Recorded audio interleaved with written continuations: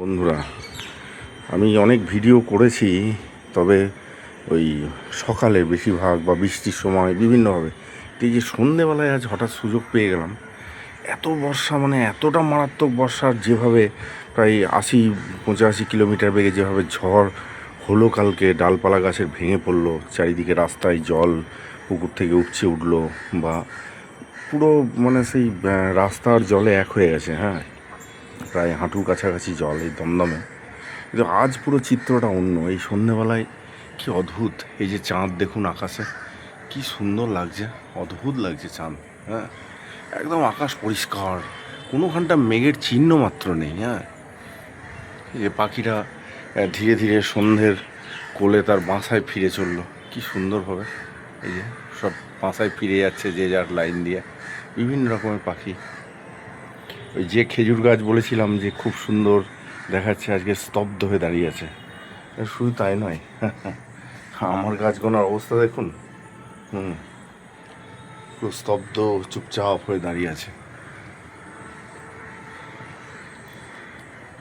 দূরে ধীরে ধীরে ধীরে ধীরে সন্ধ্যের আলো, হ্যাঁ, আস্তে আস্তে রাতের আকারে নেমে আসছে, এবং পাখির দল ঝাঁকে ঝাঁকে চলে যায় আকাশপথে। কিন্তু চন্দ্রদেব, চন্দ্রমা, কি সুন্দর, কি অদ্ভুত, অপূর্ব দৃশ্য, অপূর্ব। এই দৃশ্য বহুদিন দেখিনি। তো আমি এই সন্ধেবেলায় একটু চা করে ঘুমিয়ে উঠে চায়ের কাপে চুমুক দিয়ে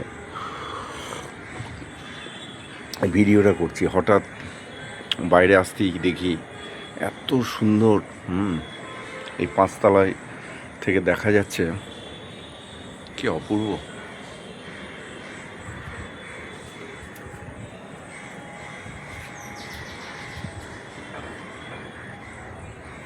আকাশ চারিদিকে নীল আর নীল।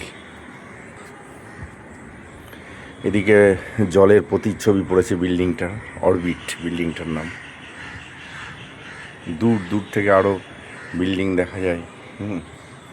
দেখুন রাস্তায় কিভাবে জল জমেছিল। হ্যাঁ, এই জল আস্তে আস্তে সব নেমে চলে গেছে।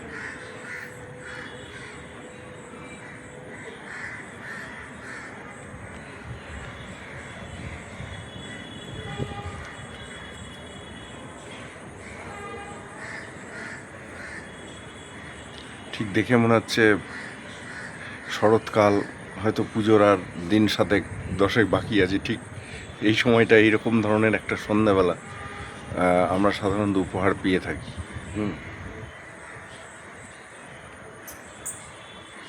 কি অপূর্ব, কি অপূর্ব।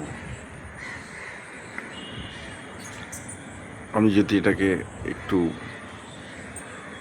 দেখুন, চাঁদ কি সুন্দর না চাঁদটা!